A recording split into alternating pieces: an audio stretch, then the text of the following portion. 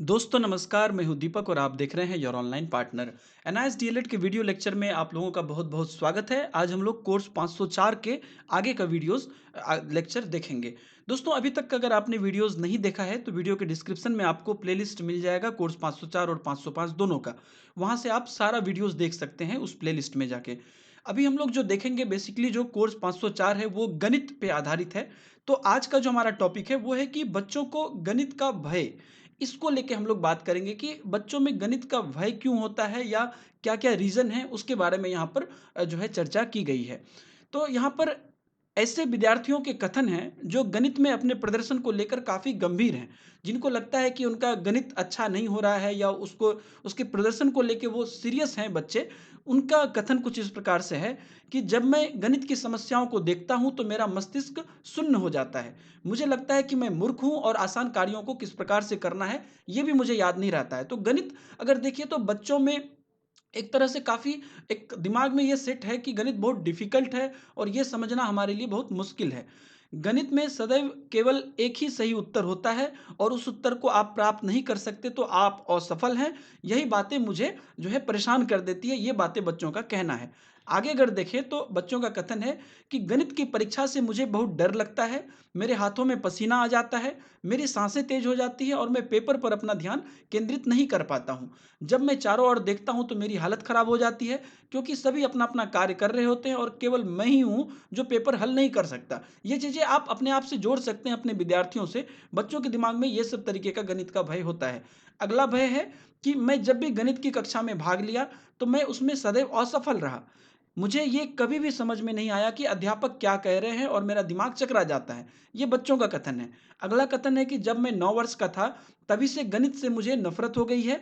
उस वक़्त पहाड़ा याद ना होने के कारण मेरे पिताजी ने मुझे 1 सप्ताह की सज़ा दी थी। तो यहाँ से ये सब पॉइंट निकल के आ रहा है कि आखिर क्या-क्या रीज़न है जो बच्चों को गणित का भय हो रहा है। आगे है कि जब मैं छोटा था तो सज़ा के रूप में मेरे पिताजी जो गणित के अध्यापक थे, मुझे गणित के प्रश्न हल करने के लिए बाध्य कर देते थे कि जब कुछ गलतियाँ हुई तो तुम ये गणित का प्रश्न सॉल्व करो। गणित में बहुत सारे तथ्यों, सूत्रों और प्रक्रियाओं को याद करना पड़ता है। गणित मेरे जीवन के लिए प्रासंगिक नहीं है, मतलब मेरे जीवन से जुड़ा हुआ नहीं है। गणित मुख्यतः अंकगणित है, ऐसा अलजेब्रा है, ये बच्चों के दिमाग में है। गणित एक उबाऊ सब्जेक्ट है। ये सब चीज़ें जो है कथन आपने बच्चों से ज़रूर सुने होंगे। जो गणित में अपना प्रदर्शन को लेकर काफ़ी चिंतित रहते हैं कि उनके प्रदर्शन को जो है बढ़ाने की आवश्यकता है और जिनके मन में गणित के प्रति भय उत्पन्न हो चुका है। आपके कुछ साथियों को भी प्राथमिक विद्यालय में गणित को समझने में कठिनाई हुई होगी। सदियों से गणित विषय को विद्यालय के सभी विषयों में सबसे ज़्यादा कठिन समझा जाता है। इसके क्या संभावित कारण हो सकते हैं? विद्यालय गणित पढ़ाने सिखाने के लिए विद्यालय गणित को जिस प्रकार डिज़ाइन किया गया है, उसमें 4 मुख्य बातें अंतर्निहित हैं, जिसके कारण बच्चों में जो है विद्यार्थियों में भय और चिंता होती है। तो यहाँ पर अब इस बात पे एनालिसिस किया जा रहा है कि आखिर क्या-क्या रीज़न है जिसके कारण से कि गणित के से जो लोगों की दूरियां बनती जा रही है या गणित कठिन लगता है। तो वो पहला है उसमें कि यह वास्तविक, अर्थपूर्ण और सहायक पाठ्यपुस्तक से रहित है। एक प्रसिद्ध गणितज्ञ के शब्दों में गणित के साथ समस्या यह है कि यह किसी के बारे में नहीं है। इस चीज़ को समझना पड़ेगा कि यहाँ पर जैसे कि आप कुछ चीज़ों को अपने रियल लाइफ से जोड़ सकते हैं या कोई कहानी बना सकते हैं, तो वहाँ पर बच्चों का इंटरेस्ट हो जाता है। लेकिन यहाँ पर कहा जा रहा है कि ये एक पूर्ण नहीं है या ये जो है मतलब आप कहीं चीज़ से किसी चीज़ से जोड़ नहीं सकते हैं। तो ये चीज़ें एक बात जो है एक कारण यहाँ पर दिया गया है। दूसरा कारण है कि विद्यालय गणित प्रायः अमूर्त प्रतीकों के उपयोग को शामिल करता है, जिसके कारण विद्यार्थी गणित को समझने में कठिनाई महसूस करते हैं। तो जैसे कि मान लीजिए कि अलजेब्रा है या कोई अलग चीज़ है, उसमें जो टर्म्स यूज़ होते हैं, जो प्रतीकें यूज़ होती है, वो चीज़ें मतलब वहाँ पर उनको वो अपने दैनिक जीवन से रिलेट नहीं कर पाते हैं बच्चे। इस कारण से उनको उसमें कठिनाई महसूस होती है। तीसरा है कि विद्यालय गणित में बच्चों को नए पेपर और पेंसिल रणनीति अपनाने की आवश्यकता होती है, जो कि उनके द्वारा विकसित किए गए रणनीति से अलग होता है। तो जो यहाँ पर विद्यालय गणित में बच्चों को जो पेपर और पेंसिल दे के जो काम करने बोला जाता है, वो उनका जो अपना रियल लाइफ़ है, जो उनका जो एक रणनीति है, उससे वो अलग होता है। चौथा है कि विद्यालय गणित को प्रायः निर्दिष्ट प्रक्रियाओं के सेट के रूप में पढ़ाया या सिखाया जाता है, चाहे बच्चे वास्तव में संख्याओं और उनके संबंधों को समझ पाते हैं या नहीं पाते हैं, लेकिन उसको वहाँ पर जो है उसी हिसाब से पढ़ाया या सिखाया जाता है। प्रायः समस्याओं का सही उत्तर प्राप्त करने पर अधिक बल दिया जाता है कि मान लीजिए कि बात तो सही है कि क्वेश्चन का आंसर तो एक ही होगा। अगर आपको x का वैल्यू निकालना है तो x तो उतना ही होगा, उसके अलावा कुछ और वैल्यू निकलता है तो वो गलत है। तो ये चीज़ों पे जो है लोगों को स्ट्रेस हो जाता है और समाधान प्राप्त करने की प्रक्रिया को समझने पर विशेष ध्यान नहीं रहता है। विशेष ध्यान रहता है कि किस प्रकार से इसका आंसर निकल जाए। सबसे ऊपर है गणित में शुद्धता, जो कि गणित को और भी ज़्यादा कठिन बनाता है। तो मतलब हर एक लाइन आपका यहाँ पर शुद्ध होना चाहिए। अब मान लीजिए कोई लिखने वाला पर्यावरण का लाइन है या हिंदी का लाइन है, उसमें क्या है कि आप 10 लाइन में से 1 लाइन गलत भी हुआ तो बाकी लाइन का मार्क्स मिल जाएगा। इसमें आपका 1 पॉइंट पे कहीं गलती हुआ तो आगे जाके पूरा वो गलत हो जाता है। मनोवैज्ञानिक दृष्टिकोण से मानव अधिगम के प्रभावी प्रतिमान, बच्चा एक सूचना प्रसंस्करण के रूप में नई सूचनाओं के वर्गीकरण तथा श्रेणीकरण करके और उनको उपस्थित अनुभवों के साथ जोड़कर प्रसंस्करण के कई तरीकों से गुजरकर अर्थ निकालने का प्रयास करता है। तो यहाँ पर अगर आप देखिए तो मनोवैज्ञानिक दृष्टिकोण से अगर देखा जाए तो यहाँ पर अधिगम के समय जो है, पढ़ाई के समय बच्चे जो है सूचना प्रसंस्करण के रूप में, सूचना तकनीक के रूप में नए नए जो है वर्गीकरण करके जो है उसे जो है उसके अर्थ को निकालने का प्रयास करता है।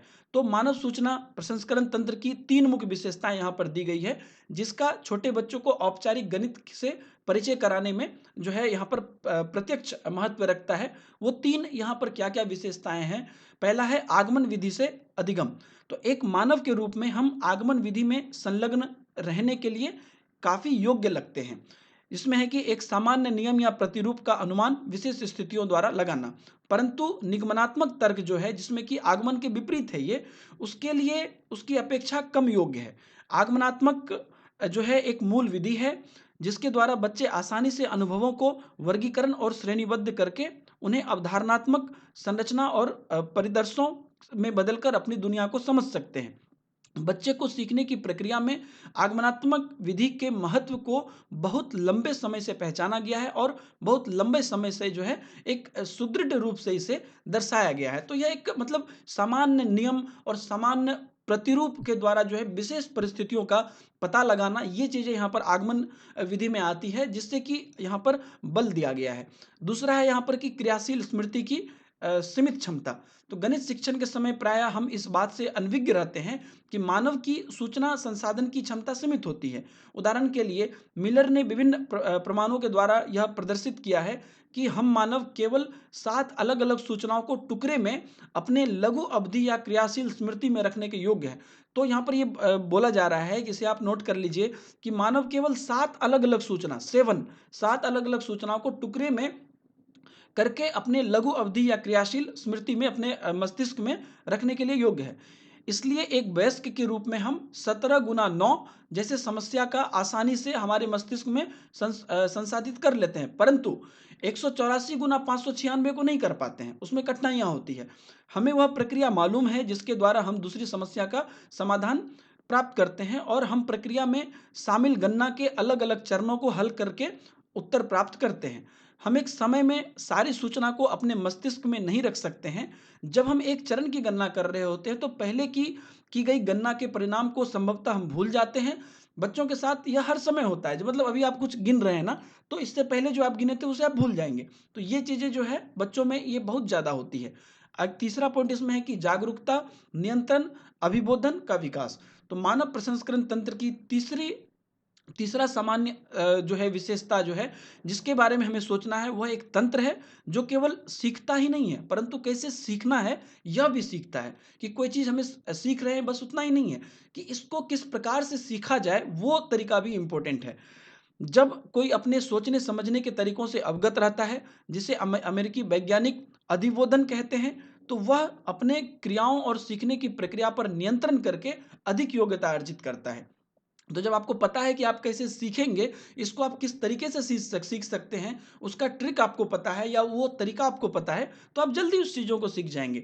हम बच्चों को गणितीय समस्याओं को हल करने में व्यस्त रखने में अधिक बल देते हैं, जबकि बच्चे समस्या का समाधान किस प्रकार से करें उसका वर्णन करने के लिए उन्हें उत्साहित करने में हम अधिक रुचि हमको लेना चाहिए। कि मतलब अब हम क्वेश्चन दिए तो इस क्वेश्चन को बनाओ, नहीं, इस क्वेश्चन को कैसे बनाना है, क्या क्या तरीके हो सकते हैं, उस पर कैसे सोचा जाए, इस पर यहाँ पर जो है ध्यान देने की आवश्यकता है।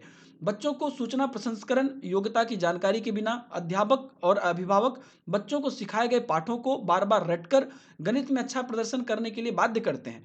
कि मतलब गणित में अगर आप जो है जो चैप्टर हुआ है उसे यहाँ पर रट के अगर आप मंथली टेस्ट में अच्छा मार्क्स ले आते हैं तो लगता है कि अच्छे स्टूडेंट हैं। वैसा नहीं है, वहाँ पर बच्चे अच्छे तरीके से समझ पाते हैं कि नहीं है, वो चीज़ें इंपॉर्टेंट है।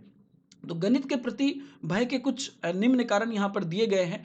तो गणित के बारे में पूर्व नकारात्मक अनुभव, तो यहाँ पर निम्नलिखित में से एक या एक से अधिक से संबंधित हो चुका होता है कि जिसमें कि निगेटिव जो वहाँ पर एक्सपीरियंस होता है पहले से ही गणित के बारे में, उसका क्या है कि विद्यालय का अप्रिय वातावरण।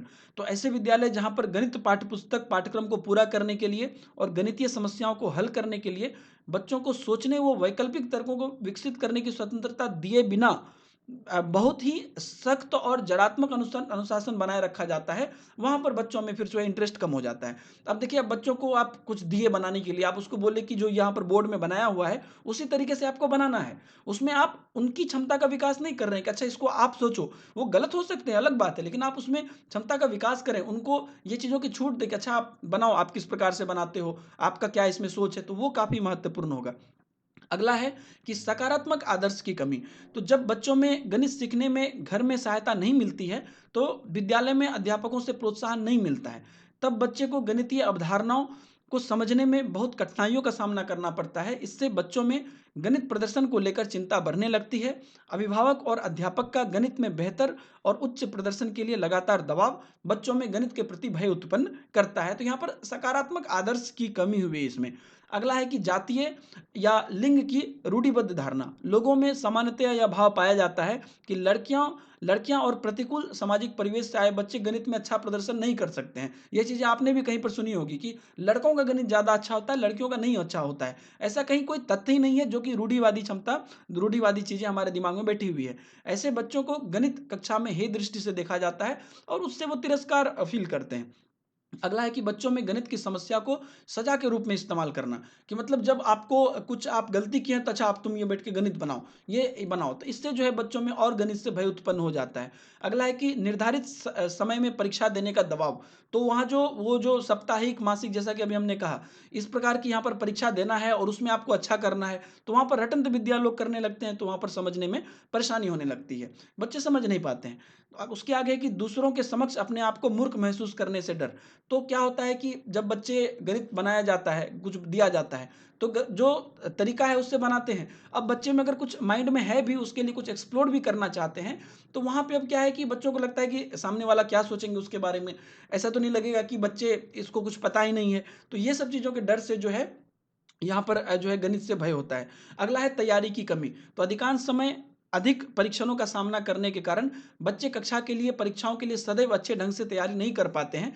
तो इससे जो है यहाँ पर तैयारियाँ नहीं हो पाती है, जिसके कारण भी डर बना रहता है। तो ये सब पॉइंट है जिससे कि यहाँ पर गणित का जो नकारात्मक अनुभव है वो कैसे आता है वो हमने देखा, और गणित से बच्चों को भय कैसे होता है वो देखा। और साथ ही साथ यहाँ पर हमने 3 विधियाँ देखी मानव सूचना प्रसंस्करण तंत्र की, इसको आप नोट कर लीजिएगा। मानव सूचना प्रसंस्करण तंत्र की जो 3 मुख्य विशेषताएं हैं, आगमन विधि, क्रियाशील स्मृति की सीमित क्षमता और जागरूकता, नियंत्रण या अभिबोधन का विकास, ये 3 चीजें यहाँ से इंपॉर्टेंट निकल के आती है। तो ये हमारा आज का वीडियो था। अगले वीडियो में हम लोग यहाँ पर देखेंगे कि गणित अधिगम को आनंददायक कैसे बनाया जाए। अब जो अभी हमने जो प्रॉब्लम देखा, इसका सॉल्यूशन देखेंगे कि इसको कैसे हम आनंददायक बच्चों के लिए बना सकते हैं, जो कि एग्जाम के साथ साथ आपकी निजी जिंदगी के लिए भी काफ़ी महत्वपूर्ण होगा। तो मिलेंगे आपसे नए वीडियो में। अगर आपको हमारा प्रयास पसंद आता है तो वीडियो को लाइक जरूर कर दीजिएगा, कमेंट करिए अगर आपका को कुछ शेयर करना है हमारे साथ, और शेयर करिए वीडियो को अगर आप भी लोगों की मदद करना चाहते हैं तो। साथ ही साथ दोस्तों, अगर आप हमारे चैनल पर नए हैं तो आपसे रिक्वेस्ट है कि वीडियो के नीचे में आपको